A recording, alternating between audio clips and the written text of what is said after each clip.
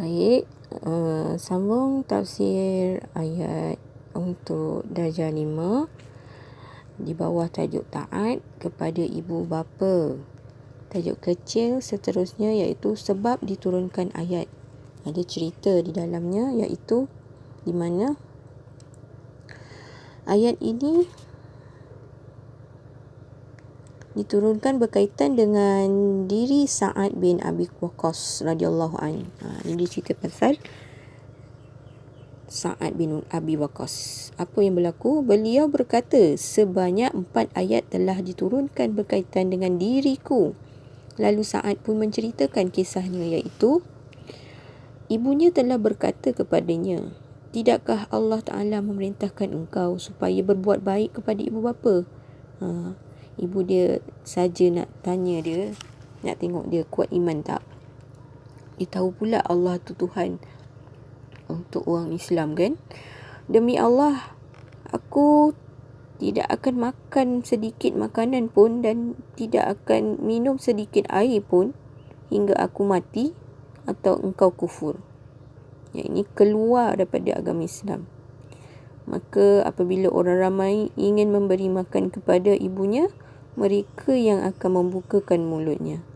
Maka Allah Ta'ala menurunkan ayat ini. Ini riwayat Tirmizi. Sampai macam tu sekali Dia cerita pasal Sa'ad dan ibu dia. Ibu dia ugut dia. Dia kata, Allah dah perintahkan, kenapa engkau tak nak taat? Sedangkan aku dah perintahkan engkau. Kalau engkau tak keluar agama, aku tak akan makan. Aku tak akan minum. Selagi engkau tak keluar agama Islam, dia kata. Maknanya kat sini, ibu dia orang kafir ke orang Islam? Kan? Itu dia daripada riwayat At-Tirmizi. Baik, kita tengok tajuk seterusnya, tafsir ayat yang bawah tu 5.4. Dalam ayat ini Allah Ta'ala memerintahkan kepada setiap insan supaya sentiasa berbuat baik kepada ibu bapa. Benda tu memang betul, wajib. Menghormati akan keduanya dan tidak menderhakai atau melukakan hati mereka, sama ada melalui perbuatan, tindakan, tutur kata dan sebagainya. Dalam ayat lain Allah Ta'ala juga memerintahkan perkara yang sama, iaitu berbuat baik kepada ibu bapa. Seperti firman Allah Ta'ala dalam surah Isra ayat 23. Wa qada rabbuka alla ta'budu illa iyyahu wa bil walidaini ihsana. Dan Tuhanmu telah perintahkan supaya engkau tidak menyembah melainkan kepadanya semata-mata, dan hendaklah engkau berbuat baik kepada ibu bapa. Allah dah perintah dah dalam ayat tu. Dua ayat ini antara dalil kewajipan supaya berbuat baik kepada ibu bapa. Sebab apa? Kerana mereka lah yang menjadikan sebab wujudnya setiap insan di dunia. Kita kalau tak ada dia, kita pun tak lahir ke dunia. Hingga dapat kita dapat mengenal Allah, dapat beribadah kepadanya serta mengecapi segala nikmat kurniaan yang tidak terhingga. Banyak benda yang ibu bapa kita beri pada kita. Sungguh pun demikian jika mereka berdua menyuruh untuk melakukan sesuatu perbuatan apa?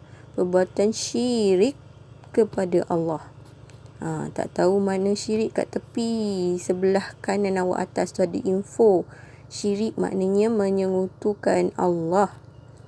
Maka ketika itu tidak boleh sekali-kali bagi seseorang anak mematuhinya. Bila dikatakan perintahnya adalah untuk mensyirikkan Allah, kita tak boleh mematuhinya. Itu je. Yang lain kita kena patuh. Kita kena dengar. Walaupun dia bukan agama Islam, kita kena dengar nasihatnya. Selain daripada mensyirikkan Allah.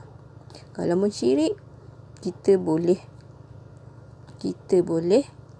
tidak mendengar katanya. Para ulama berpendapat termasuk dalam larangan mematuhi perintah ibu bapa antaranya ialah dalam perkara maksiat. Tiba-tiba je kedua-dua ibu bapa awak tergolong macam tu. Tak boleh kita ikuti. Sebagaimana sabda Rasulullah sallallahu alaihi wasallam bererti la ta'ati fi ma'siyatin innama ta'ati fil ma'ruf.